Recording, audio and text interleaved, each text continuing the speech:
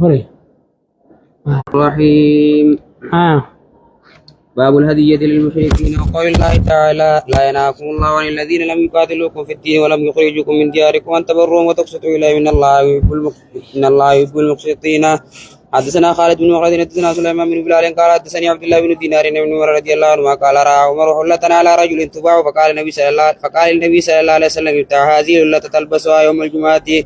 وإذا جاءك الوفد فقال إنما يلبس هذا من لا خلاق له في الآخرة فأتي رسول الله صلى الله عليه وسلم منها بهلل فأرسل إلى عمر منها بهلة فقال عمر كيف ألبسها وقد قلت فيها ما قلت قال إني لم أكسو قال تلبسها تبيعها أو تكسوها فأرسل بها عمر إلى أخ له من أهل مكة قبل أن يسلم. حدثنا عبيد بن اسماعيل حدثنا ابو سامة عن هشام بن ابي انس مع بنت ابي بكر رضي الله عنهما قال قدمت علي امي وهي مشركة في عهد رسول الله صلى الله عليه وسلم فاستفتيت رسول الله صلى الله عليه وسلم قلت وهي راغبة أفاصل أمي قال نعم سلي أمك. باب لا يحل لعاد أن يرجع في هبته وصدقته. حدثنا بن إبراهيم حدثنا هشام وشعبة قال حدثنا قتادة سيد بن مسيب عن ابن عباس رضي الله عنهما قال النبي صلى الله عليه وسلم لا عيد في هبتك لا عيد في قيه. حدثنا عبد الرحمن بن المبارك حدثنا عبد الوارث قال حدثنا أيوب بن كريمة بن عباس رضي الله عنهما قال النبي صلى الله عليه وسلم ليس لنا مثل السوي الذي يعود في هبتك القلب يرجع في قيه. حدثنا مالك عن زيد بن اسلم عن ابي سمعت عمر بن الخطاب رضي الله عنه يقول حملت على فرس في سبيل الله فأتاه الذي كان عنده فأردت ان اشتريه منه وظننت انه باعه برخص فسألت عن ذلك النبي صلى الله عليه وسلم فقال لا تشتريه وان اتاكه بدرهم واحد فان العيد في صدقتك القلب يعود في كيه. باب. حدثنا ابراهيم بن موسى اخبرنا هشام بن يوسف أن ابن جريج أخبرهم قال أخبرني عبد الله بن عبيد الله بن أبي مليكة أن بني سهيب مولى بن جدعان سهيب توكو مولى المجدان قبل المجدان هذاك خنته ادعوا بنتين من لا ما في وهجرة وجوتك كيما تنجن أن رسول الله صلى الله عليه وسلم أعطى ذلك سهيبا أبا خينيا خن جني فقال مروان من يشهد لكم على ذلك قالوا ابن عمر عبد الله الممري جنين فدعاه فشهد لا أعطى رسول الله صلى الله عليه وسلم سهيبا بيتين من لما في جوجتك خنجي فقد مروان بشهادته لهم. بسم الله الرحمن الرحيم. باب ما قيل في العمرة والركبة. أمرت الدار جل خربا غيست فهي عمرة من يساخنه جيتو أمرت الدارا فهي يزين عمرة جامت جيتو هنگا جروسا يساخنه جيتو جعلتها له استعمركم فيها جعلته عمارا إساخنه تقو مانان استعمركم فيها ربين جماس جعلكم عمارا دچي خيس جراتو اسين قد جيتو لما من تقو نما عمرة خنه بجت هنگا جرو خيس جراتو إساقود جيتو مانان. حدثنا ابو نعيم حدثنا شيبان يا نبي سلامة عن جابر رضي الله عنه قال قد النبي صلى الله عليه وسلم بالعمرة أنها لمن وهبت له. حدثنا بن عمر حدثنا عمام حدثنا قتادة قال حدثني النضر بن أنس عن بشير بن نيك عن ابي هريرة رضي الله عنه النبي صلى الله عليه وسلم قال العمرة جائزة وقال حدثني جابر عن النبي صلى الله عليه وسلم مثله. ناو جاخني خوني نولتي جابر غوتنيتي أتي أبو هريرة غوت شوايدا. باب من استعار من الناس الفرس والدابة وغيرها. نمر فرد عريفته دابا خاري فتجير منجرو. حدثنا آدم حدثنا شعبة قتادة قال سمعت أنس يقول قال كان فزع بالمدينة فاستعار النبي صلى الله عليه وسلم فرسا من مدينة نبي ربي كست عريفتيا فردتك بيتلارا يقال له المندوب تيبا خجنين فركبا نيابته فلما رجع قال أبو ديبو قجي ما رأينا من شيء ووجدناه لبحرا فردها نموها كبهر الدي متوقع رجي. باب الاستعارة للعروس عند البناء عروسة أقوس جارمي آديما بناء عروسة سين وقودما واريفتشون شو كنتنا ما تنفودو نجرى منجرو وانجو جيشو. حدثنا ابو نعيم حدثنا عبد الواحد بن نعيم قال حدثني ابي قال دخلت على عائشة رضي الله عنها وعليها درع كترين دريني كتري بيجي جنين سموتك على الرجل يا ثمن 5 دراهم ثمنه ما لين نساء شلنجي شنيا انجت بتمو. فقالت ارفع بصرك الى جاريتي قطني تجت لني يترويان دريني جبريل راته يجيشو أقوسي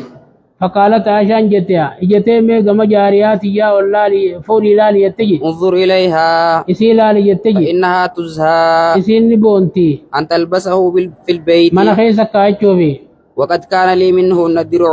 دوبا وجو تنرى دريا تكون ناتي يتجي على عهد رسول الله صلى الله زمن عليه رسول الله وسلم خيسان فما كانت امرأة انتلون تخير تكوان تانيا بالمدينة جارسا تبري فتشو فيتو بالمدينة إلا مدينة أرسلت إلي إلا أرسلت إلي يون إرقت ملي تستعيره. حالنا الرابرة بربا دنجيشو باب فضل المنيحة. حدثنا يا ابن بكير حدثنا مالك عن ابي الزناد عن لا رجل نبي رضي الله عنه رسول الله صلى الله عليه وسلم قال نعم المنيحة اللقاحة وغاري جان دبرين الصفي دلتي قالا الصفيون تعنن الدماتو منحة ديانا ما دبر صوتي والشاة الصفي رين عنن الدماتوس تغدو بإناء جيبتو ويلكاتا كان تغنم تجان وتروح بإناء أماس قلقلة تبديبتو قلقلة غنم تشعبتو جيشو معنان. حدثنا عبد الله بن يوسف واسماعيل عن مالك قال نعم الصدقة. حدثنا عبد الله بن يوسف اخبرنا بن وهب حدثنا يونس بن شهاب بن انس بن مالك رضي الله عنه قال لما قدم المهاجرون المدينة من مكة وليس بأيديهم يعني شيئا وكانت الأنصار على الأرض والعقار ورا أماس منيني جيشو فقاسمهم الأنصار على أن يعطوهم ثمار أموالهم كل عام ويكفوهم العمل والمؤونة. وكانت أم أنس أم سليم كانت أم عبد الله بن أبي طلحة وكانت أعطت أم أنس رسول الله صلى الله عليه وسلم غذاقا إذاك الله أو مالي رسولي آتت أم أنس رسول الله إذاك قروا مالي إدو إسيجيشو فأعطاهن النبي صلى الله عليه وسلم أم أيمن مولاته أم سلمة تمير سيئة يفتس فأعطاهن النبي إذاك سلني خلني أم أيمن مولاته هذا أيمن مولاته قبرتي ساتتاتي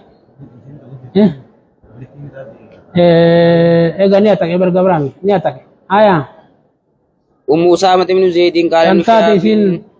أخبرني أنس بن مالك أن النبي صلى الله عليه وسلم لما فرغ من قتال أهل خيبر فانصرف إلى المدينة رد المهاجرون إلى الأنصار منائحهم التي كانوا منحوهم بثمارهم فرد النبي صلى الله عليه وسلم إلى أم عزاقها وأعطى رسول الله صلى الله عليه وسلم أيمن مكانهن من حائط. وقال أحمد بن شبيب أخبرنا أبي يونس بهذا باتي أبي رغة ذاتي المواب قرأ. وقال مكانهن من خالصه إني مال جرواسات في رواتي برغة. وقال خنبرة بكا إدوسني قل كل يوري صار رأي رسول خنّي في حدثنا مسدد الدنا عيسى بن يونس حدثنا الأوزاعي عن السامي بن عطية عن أبي كبشة السلولي سمعت عبد الله بن عمر رضي الله عنهما يقول قال رسول الله صلى الله عليه وسلم 40 خصلة أعلاهن منية العنزي ما من عامل يعمل بخصلة منها رجاء ثوابها وتصديق موعدها دخل الله من الجنة. قال فعددنا ما دون منية العنزي والسلام وتشميت العاتش وإماتة الأذان الطريق وناويه فما استطعنا أن نبلغ 15 خصلة. حدثنا ما بن يوسف حدثنا الأوزاعي قال حدثني عطاء عن جابر رضي الله عنه قال كانت لرجال منا فضول أرضنا فقالوا نواجرها بالثلث والربع نخري سنجان ثلثا في ربع نوغل شرت والنصف إلى نوغل شرت. فقال النبي صلى الله عليه وسلم من كانت له أرض فليزرعها أو ليمنعها أخاه فإنما فليمسك أرضه. وقال محمد بن يوسف حدثنا الأوزاعي حدثني الزهري حدثني عطاء بن يزيد حدثني أبو سعيد قال جاء أعرابي إلى النبي صلى الله عليه وسلم فسأله عن الهجرة فقال ويحك إن الهجرة شأنها شديد فهل لك من إبل؟ قال نعم. قال فتؤتي صدقتها؟ قال نعم. قال فهل تمنع منها شيئا؟ قال نعم. قال فتحلبها يوم ولدها؟ قال نعم. قال فاعمل من وراء البحار زينغا أما قلبي دلقا قلبي دلقا الربا دلقا قامات باتيت كسي قودن ديس فاعمل من وراء البحار فإن الله لا يترك من عملك شيئا. نعم. ابن شان حدثنا عبد الوهاب حدثنا أيوب أنا امرئ أنت أوسر قال حدثني أعلم بذاك الربيع ثانيت بذاك نواجر الدفت خرادة الناس يجي يعني ابن عباس رضي الله عنهما أن النبي صلى الله عليه وسلم خرج إلى عد تحت الزرع تكن الزرع صوت لا فقال لمن هذه فقالوا اقتراها فلان فقال أما إنه لو منها إياه إنه شاني قوتا لو منها إياه أصوبان دكي تنافر راخ النبي كان خيرا له من أن يأخذ عليها أجرا معلوما من أن يأخذ منها أجرا معلوما يصير التجربة كما رفض الجرة كان يخني في الرجال أجي. باب إذا قال أخدمتك هذه الجارية على ما يتعارف الناس. نمتك وقول جاريات تقدم سيسجي على ما يتعارف الناس وأن من أداء قد ترت فهو جائز. أقدمت كان سنبا كوانجو. وقال بعض الناس أبو حنيفة كجن هذه عارية عارية جامت مليجي وإن قال كصوتك هذا الصوت عارية فهو جامت هبة عارية ولده وإن قال يوجي أمو كصوتك هذا الصوب يوجي فهو هبة. هبادا وانجو. حدثنا أبو اليمان أخبرنا شعيب حدثنا أبو الزناد إلى رجل أبي هريرة رضي الله عنه أن رسول الله صلى الله عليه وسلم قال هاجر إبراهيم بسارة فأعطوها هاجر فرجعت فقالت أشعرت أن الله كبت الكافر وأخدم وليدة. وقال ابن سيرين أبي هريرة صلى الله عليه وسلم فأخدمها هاجر. هاجر كسي قدم سلا كونوني تاتيجو. باب إذا حمل رجل على فرس. ديم جنجو. أما سيخن في سقدم سين تقوم تابر مانن آية.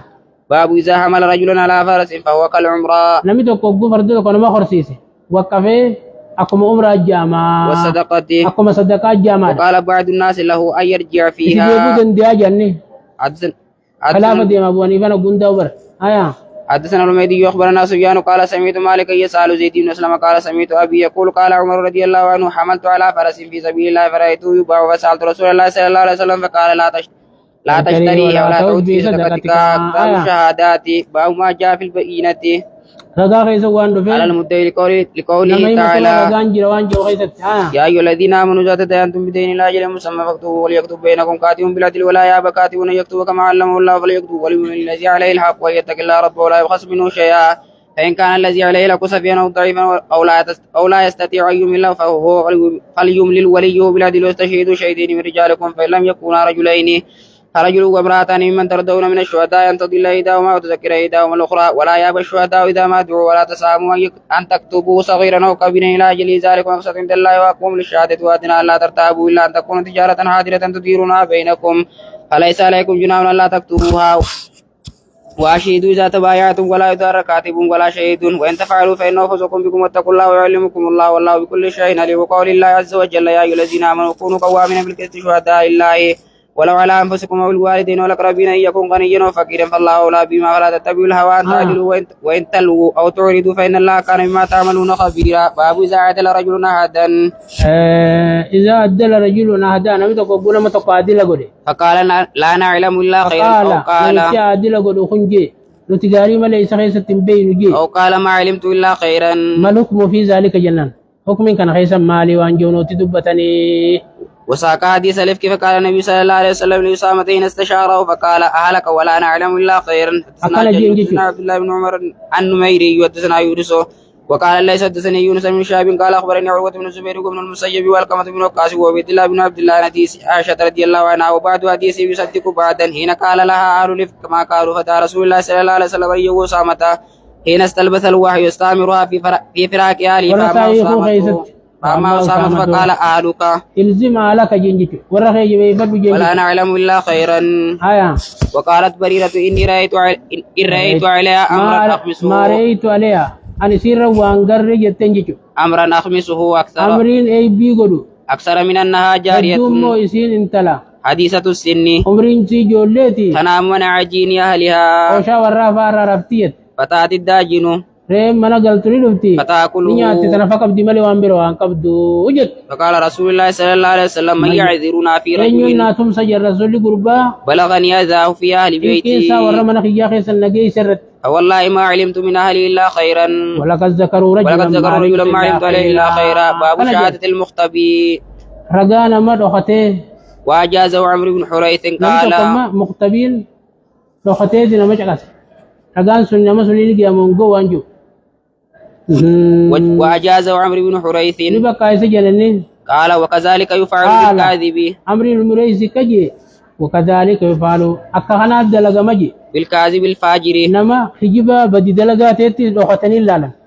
على اساس لكسر رغار رفض تنجيچو. وقال الشعبي وابن سيرين وعطاء وقتادة السمع شهادة لجيان متما ساتو رغارجي. وكان لسان يقول لم يشهدني على شيء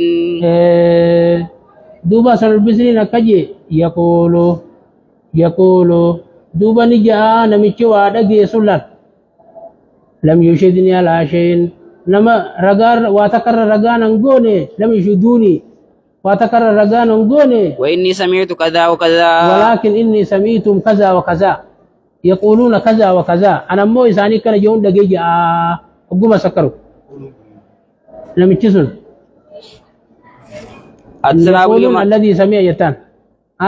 حدثنا أبو اليمان أخبرنا شعيب بن الزهري قال سالم سمعت عبد الله بن عمر رضي الله عنهما يقول انطلق رسول الله صلى الله عليه وسلم وأبي بن كعب الأنصاري يؤمان حال النخلة قصدني انتمرا التي فيها ابن سياد سياد كيس جرجان حتى إذا دخل رسول الله صلى الله عليه رسول وسلم الله تفك رسول الله صلى الله عليه وسلم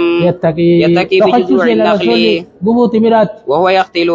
حال بربادون جتان أن يسمع من ابن سياد إن شيئا سياد الروادقو قبل أن يراه وصون نقره وابن سياد متجع على يا فراشه سسار كيسا في كتيفة له إن سولا ساخيسا فيها رمرمة أو بروريان زمزمة كنتي تقو مانان فرأت أم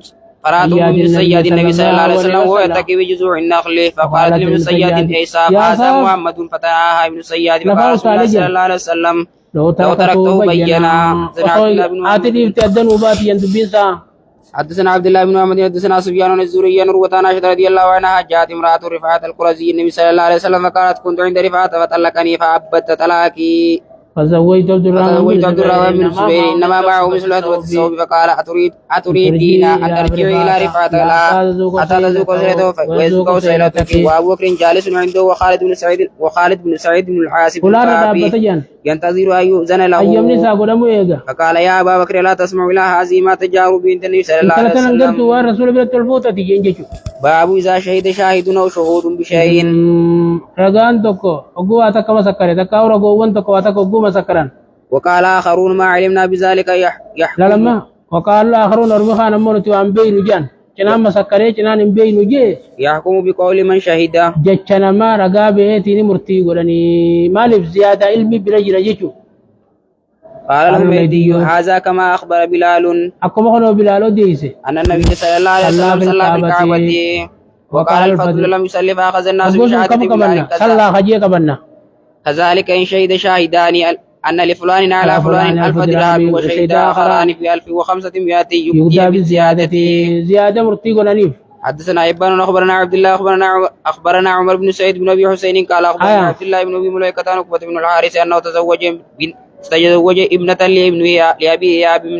لابي ايهاب بن عزيز فاتته امراه فقالت قد اردعت عقبه والتي تزوج فقال لا عقبه ما اعلم انك اردعتني ولا اخبرتني فارسل الى ابي ايهاب فيسالهم فقالوا ما علمنا اردعت صاحبتنا فركب الى النبي صلى الله عليه وسلم بالمدينه وسالوا